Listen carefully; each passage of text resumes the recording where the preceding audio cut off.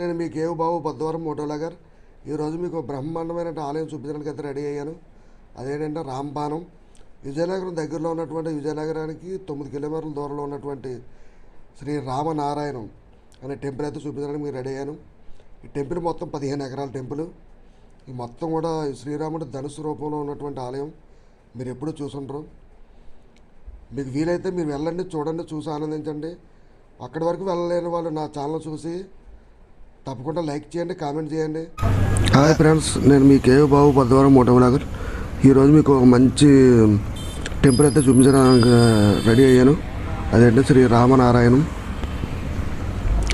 విజయనగరం దగ్గరలో ఉన్నటువంటి శ్రీ రామనారాయణం అనే ఊరు టెంపుల్ ఒకటి ఉంది. ఆ టెంపుల్ అయితే మీకు చూపించడానికి రెడీ అయ్యాను. టెంపుల్ అయితే మొత్తం 15 ఎకరాల టెంపుల్. ఇది 15 ఎకరాల్లో నిర్మించినటువంటి టెంపుల్. ఇక్కడ స్వామివారి ఉత్సవం నిర్వహించడానికి రథం కూడా ఉంది.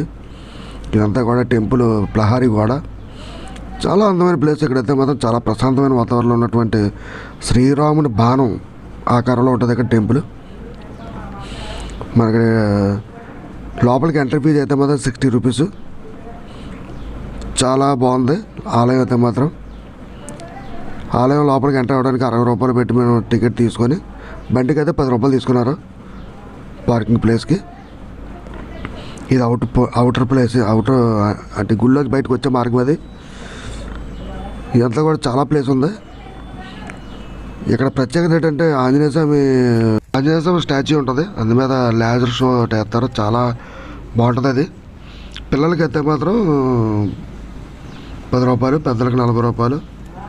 ప్రత్యేక సాయంత్రం 5 గంటలకు దిగే విధంగా సాయంత్రం 5 దాటితే పిల్లలకైతే 20 రూపాయలు, పెద్దలకైతే 60 రూపాయలు. అంటే సాయంత్రం సినిమా వేస్తారు కాబట్టి, లేజర్ షో వేస్తారు కాబట్టి దానికి ఎక్స్ట్రా ఛార్జెస్ తీసుకుంటారు. మేము అయితే ఈవినింగ్ వెళ్ళాం. ప్రత్యేకించి లేజర్ షో చూడడానికి వెళ్ళాం. చాలా అందమైన బాగుంటుంది అక్కడ లేజర్ షో అయితే మాత్రం. అది కూడా మీకు చూపిస్తాను. మేము లోపలికి బయలుదేరుతున్నాం. లోపలికి ఎంటర్ అయిన తర్వాత ఫస్ట్లోనే వినాయకుడి ఆలయం ఉంటుంది. అది చూసిన తర్వాత మిగతా టెంపుల్ అంతా కూడా మీకు చూపించే ప్రయత్నం చేస్తాను. Thank you. రామనారాయణం. సేమ్ ఆ గుడి, ఆ బాణం ఎలాగుందో అలాగే ఉంటుంది. లోపల టెంపుల్ అంతా కూడా చూపిస్తాను రండి. లోపల ప్రసాదాల కౌంటర్ కూడా ఉంది. లడ్డు అయితే 20 రూపాయలు, పులిహోర అయితే 10 రూపాయలు. అది కూడా మనకు కావాలంటే తీసుకోవచ్చు. ఇది వినాయకుడి ఆలయం. ఇది వినాయకుడి ఆలయం అయితే చాలా బాగుంది.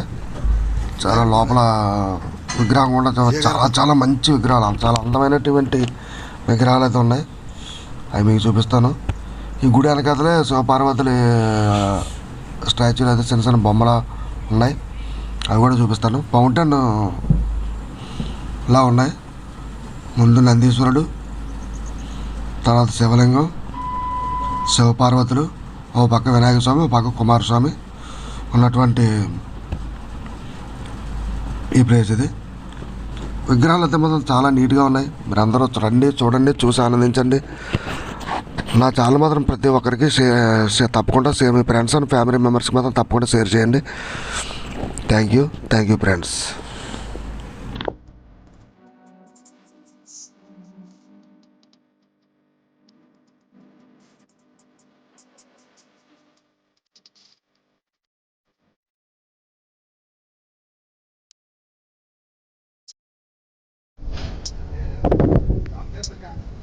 వినాయకవనం మరియు నాగబంధం సగ్గగట్ట దారి బై బయలు.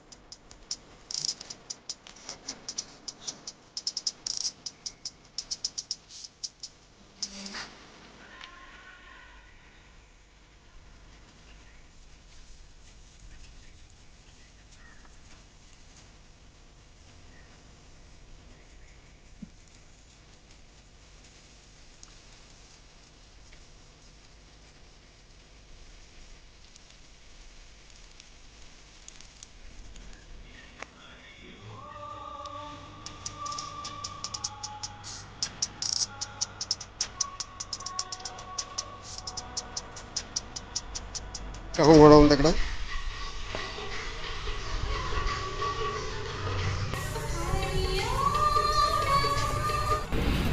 దేవతలు ఎవరికి వారే పరిపూర్ణులు. వారిలో ఒకరితో ఒకరు పంచుకునే అవకాశం లేదు.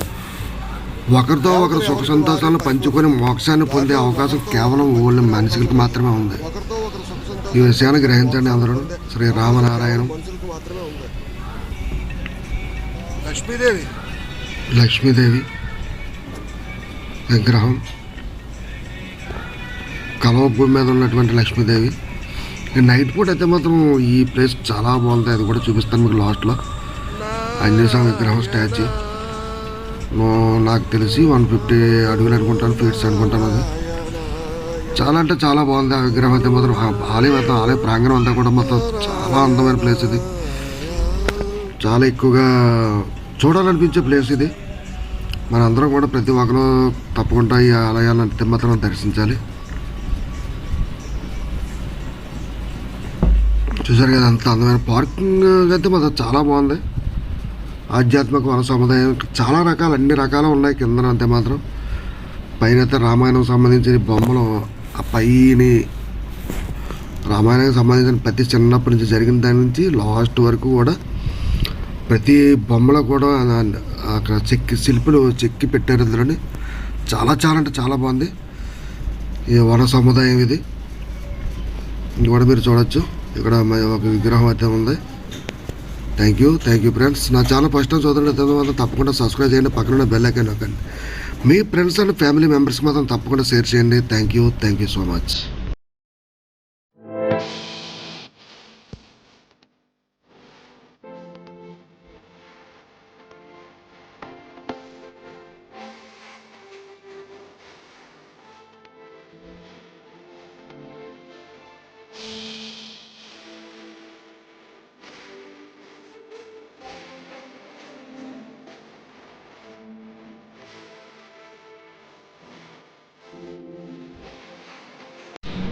శ్రీరామనారాయణం సృష్టికర్త ఇతనే కట్టించాడు ఈ గుడి టెంపుల్ అయితే మాత్రం. రామనారాయణ శ్రీ కీర్తిశేషులు శ్రీ రామనారాయణ నరసింహమూర్తి ఇతని పేరు. అది ఇతను ఈ మొత్తం ఈ 15 ఎకరాల్లోనే కట్టించిన ఆలయం కట్టించిన అతను. మనం ఎంట్రన్స్లోనే మనకి కనిపిస్తుంది విగ్రహం. చుట్టూ అయితే మొత్తం పచ్చని మొక్కలు, చాలా అందమైన మొక్కలు ఉన్నాయి. చూసారు కదా అంత అందమైన మొక్కల మధ్యలో ఉన్నటువంటి విగ్రహం చాలా బాగుంది. ఇతను ఏనాడో చేసుకున్న పుణ్యం అనుకుంటాను. దానివల్లే ఈ టెంపుల్ అయితే కట్టించాడు. చూసారు కదా మొక్కలు, చాలా అందమైన మొక్కలు ఉన్నాయి ఇక్కడ. ప్రతి ఒక్కరు కూడా ఫోటోషూట్, చాలామంది ఫోటోలు అయితే తీసుకున్నారు ఇక్కడ. ముఖ్యంగా ఏంటంటే నైట్ పూట చూడడానికి అయితే మాత్రం ఈ ఆలయం అయితే మాత్రం విద్యుత్ అలంకరణతో దగదగలాడుతూ మెరిసిపోతూ ఉంటుంది. ఇక్కడ ఉన్నటువంటి ఆలయాలు విష్ణు ఆలయం, శ్రీమద్రామాయణ దృశ్యమాలిక, అభయ ఆంజనేయ స్వామి, శ్రీమద్రామాయణ దృశ్యమాలిక 2, శ్రీ రామాలయం విష్ణు ఆలయం. 2 ఆలయం ఆ చివర ఈ చివర ఒకటి ఉంటుంది. మధ్యలో రామాయణం దృశ్యం అంటే బొమ్మలతో చెక్కినటువంటి శిల్పాలు అయితే ఉంటాయి. ప్రతిదీ కూడా మనం చూస్తే మనకు అర్థమైపోతుంది ఉంటుంది. అలాంటి చిత్రాలతో కూడినటువంటి శిల్పాలతో కూడినటువంటి చిత్రాలు అక్కడ ఉంటాయి గోడ మీద. ఇవన్నీ కూడా ఎంట్రన్స్లోనే ఏనుగులు బొమ్మలు ఉన్నాయి. చాలా బాగున్నాయి. మనం పైకి ఎక్కుతున్నప్పుడు కిందనంతా చూసుకొని మనం పైకి ఎక్కుతాం. ఆ చివర కనిపించేది రామాలయం. ఈ చివర ఇంకొక ఆలయం కనిపిస్తుంది. ఈ ఆలయం అయితే మాత్రం విష్ణు ఆలయం. లోపలికి వెళ్ళి మనం దేవుళ్ళు ఎలా ఉన్నారో చూద్దాం. దేవుళ్ళు అయితే మాత్రం చాలా అందంగా ఉన్నారు. మరి విగ్రహాలు ఎక్కడి నుంచి తెచ్చారో తెలియదు కానీ చాలా చాలా అందమైన దేవుళ్ళు అయితే మాత్రం ఉన్నారు. చూడండి టెంపుల్ కూడా చాలా బాగుంది. ఇలాంటి టెంపుల్, ఈ మోడల్లో టెంపుల్ అయితే మేము ఎప్పుడు చూడలేదు. చూడండి దేవుడు కనిపిస్తున్నాడు. లోపల కూడా చాలా అందమైన ప్లేసెస్ చూశారు కదా. విష్ణుమూర్తి గారు ఎంత అందంగా తయారై ఉన్నారు. మన కోసం మనం కోరిన కోరికలు తీర్చడానికి రెడీగా ఉన్నారు విష్ణుమూర్తి గారు. ఇక్కడైతే మాత్రం ఆలయం లోపల చూసారా ఎంత విద్యుత్ కాంతులతో దగదగలాడుతూ మెరిచిపోతున్నటువంటి శ్రీ విష్ణు ఆలయంలో ఉన్నటువంటి విష్ణుమూర్తి ప్రతిమ. నాకైతే మాత్రం చాలా బాగా నచ్చింది ఈ ఆలయం అయితే మాత్రం. రాముడు ఆలయం కూడా అలాగే ఉంటుంది అనుకుంటున్నాను సేమ్. ఇది అయిపోయిన తర్వాత మనం రామాయణం దృశ్యమాలిక 1 చూసి తర్వాత 2 చూసి అప్పుడు మనం రామాలయం దగ్గరికి వెళ్ళాలి. చూసారు కదా, విష్ణు ఆలయం అయితే మాత్రం చాలాసేపు తీసాను. నాకైతే చాలా బాగా నచ్చింది. ఇలాంటి విగ్రహాలు, ఇంత అందమైన విగ్రహాలు అయితే మాత్రం నేను ఎక్కడా చూడలేదు. బాగున్నాయి. శ్రీ రామాయణం దృష్టిమాలిక 1లోకి మనం అడుగెడుతున్నాం. ఈ లోపల ఫోటోలు వీడియోలు తీయకూడదు అన్నారు, అందుకే మేము తీయలేదు ఎక్కువగాను. లోపల కొంచెం అలా ఇక్కడే తీసాను అలాగా, ఇంకా ఎక్కువసేపు అది తీయలేదు. మనం నడుచుకుంటూను ఎందుకు మరి ఇంకా తీయకూడదు అన్నప్పుడు మనం తీయకూడదు కదా అని చెప్పే ఉద్దేశంతో నేను తీయలేదు. ఇంకా ఇదే మొత్తం అన్ని విగ్రహాలతోటి ఆ గోడల మీద ఉంటాయన్నమాట. చూస్తుండగానే మనకు అర్థమైపోతుంటాయి. కింద తెలుగులోని ఇంగ్లీష్లో కూడా రాస్తారు, మీరు కావాలితే చదువుకోవచ్చు. మీ అంతా చూసిన తర్వాత మేము ఎదరికైతే వెళ్ళిపోయాం. చూసారు కదా, ఒక పార్ట్ మధ్య సగం చూసాం, సగం ఇది. ఆలయం అయితే మాత్రం చాలా బాగుంది. కిందనే నిత్యాన్నదానం కూడా జరుగుతుంది ప్రతిరోజు మధ్యాహ్నం పూట. మధ్యలో ఆంజనేయ స్వామి, తర్వాత మనకి రామాయణం దృశ్యమాలిక 2 అది కూడా ఎదురుంటుంది, అది కూడా చూపిస్తారు. అలా మనం కొంచెం ఎదరికి వెళ్ళాలి. ఇక్కడైతే నారదుడు తుంబురుడు ఇద్దరు ద్వారపాలకుల్లాగా ఉన్నారు. ఇక్కడ రామాయణం దృశ్యమాలిక 2 ఎంట్రన్స్ గేట్ దగ్గర అయితే మాత్రం మళ్ళీ నేను ఇలాగ ఆంజనేయ స్వామి మూర్తిని అయితే మాత్రం తీశాను. ఇందు మీద లేజర్ షో వేస్తారు. 6:30కి ఒకటి, 7:30కి ఒకటి, 8:30కి ఒకటి వేస్తారు. 27 minutes మాత్రం ఉంటుంది ఒక్కొక్క మూవీ. చాలా బాగుంటుంది. అలా నాకైతే మాత్రం నచ్చింది. మెయిన్ అయితే మేము దాన్ని చూడడానికి వెళ్ళాం. ఆలయం పక్క నుంచి మొత్తం అంతా కూడా పెద్ద చెరువు ఉంది. చెరువు పక్కన ఈ ఆలయంలో పనిచేసే వాళ్ళందరూ ఉండడానికి ఇల్లులు అది ఉన్నాయి, ఫ్లాట్లో. సూర్యుడు చూసారా అంత ఎర్రగా ఉన్నాడు. ఇంకా అక్కడ గుడి దగ్గర నుంచి తీసాం. ఇక్కడి నుంచి మనం రాముల వారి ఆలయంలోకి అయితే లోపలికి అయితే ఎంటర్ అవుదాం. ఇదే రాముల వారి ఆలయం. లోపల సీతారాముల విగ్రహాలు అయితే మాత్రం విష్ణుమూర్తి ఆలయంలో చూసిన విగ్రహాల కంటే ఇంకా చాలా బాగా నచ్చాయి విగ్రహాలు అయితే మాత్రం. కింద నుంచి పైనుంచి కిందకి చూస్తే మాత్రం ఇక్కడ గోశాల కనిపిస్తుంది.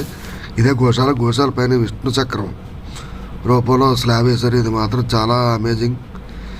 ఇది ప్రతిదీ కూడా ఒక చాలా చూడడానికి అలా కళ్ళారా చూడడానికి ఏర్పాటు చేసినటువంటి బొమ్మలలా కనిపిస్తున్నాయి. ఇవన్నీ కూడా నైట్ పూట అయితే ఉన్నది ఫ్రెండ్స్. చాలా చాలా బాగుంది. మీరు తప్పకుండా రండి, చూడండి, చూసి ఆనందించండి. విజయనగరానికి ముందే ఇంకా ఎస్కోట్ నుంచి మనకి 60-70 కిలోమీటర్లు ఉంటుంది. ఈ గుడి దగ్గర నుంచి అయితే మాత్రం విజయనగరం 9 కిలోమీటర్లు. ఇక చూసారు కదా శ్రీరామాలు, సీతారామ లక్ష్మణులు, కింద ఆంజనేయ స్వామి విగ్రహాలు అయితే మాత్రం చాలా చాలా బాగున్నాయి. ఇంత అందమైన విగ్రహాలు అయితే మాత్రం నేను ఎప్పుడు చూడలేదు. నాకైతే చాలా ఆనందం అనిపించింది. నాకు ఈ నాలుగు నాకు మోక్షం కల్పించినట్టుగా అనిపించింది. నేను వెళ్ళాను, చూశాను కళ్ళారా. ఈ విషయం మీరు రాలేకపోయినట్లయితే నా ఛానల్ చూసి మాత్రం తప్పకుండా అందరూ చూడండి. స్కిప్ చేయకుండా చూడండి. స్కిప్ చేయకుండా చూసి సబ్స్క్రైబ్ చేసి లైక్ చేయండి, కామెంట్ చేయండి. మీ ఫ్రెండ్స్ అండ్ ఫ్యామిలీ మెంబర్స్ మాత్రం తప్పకుండా షేర్ చేయండి. నేను కొంచెం కిందకి దిగి రాముల వారి గుడి మొత్తం టెంపుల్ మాత్రం మీకు చూపించే ప్రయత్నం అయితే చేశాను. దాని కిందనే మనకి గోశాల ఉంది. ఇది మొత్తం లొకేషన్. ఇది ఎంత పెద్దది ఉందో చూడండి. చాలా బాగుంటుంది. అది ఆ చివరికి, ఈ చివరి నుంచి ఆ చివరికి మొత్తం అంతా కూడా నేను కింద చూపించాను కదా విగ్రహం. అది ఇది ఎలా కిందకి వెళ్ళాలి మనం. గోశాల పైనుంచి చూసాను, కిందకి వెళ్ళలేకపోయిన కాలు నొప్పుల వల్ల. అది మీరు వారం వస్తే మాత్రం తప్పకుండా వెళ్ళండి, చూడండి, చూసి ఆనందించండి. గోశాల కూడా చాలా పెద్దది. ఆ పైన కప్పు చూసారు ఎంత అందంగా ఉందో. మీరు ఈ ఆలయం అంతా పూర్తిగా చూసిన తర్వాత మీ కామెంట్ రూపంలో మీ స్పందన ఎలా ఉన్నదని మాత్రం తప్పకుండా మీరు కామెంట్ చేయండి. అది ఏ రకమైన కామెంట్ అనే పనులు నేను స్వీకరిస్తాను. మధ్యలో ఆంజనేయ స్వామి విగ్రహం ఉంది. ఆంజనేయ స్వామి విగ్రహం మొత్తం షూట్ చేసి చూపిస్తున్నాను. ఇది నైట్ కూడా చూపిస్తాను మీకు. నైట్ అయితే మాత్రం ఇంకా బాగుంటుంది. నైట్ చాలా చాలా అందమైన ప్లేస్ ఇది. రండి, చూడండి, చూసి ఆనందించండి. Thank you friends. నా ఛానల్ మాత్రం తప్పకుండా మీ ఫ్రెండ్స్ అండ్ ఫ్యామిలీ మెంబర్స్కి మాత్రం తప్పకుండా షేర్ చేయండి, కామెంట్ చేయండి, లైక్ చేయండి. Thank you very much.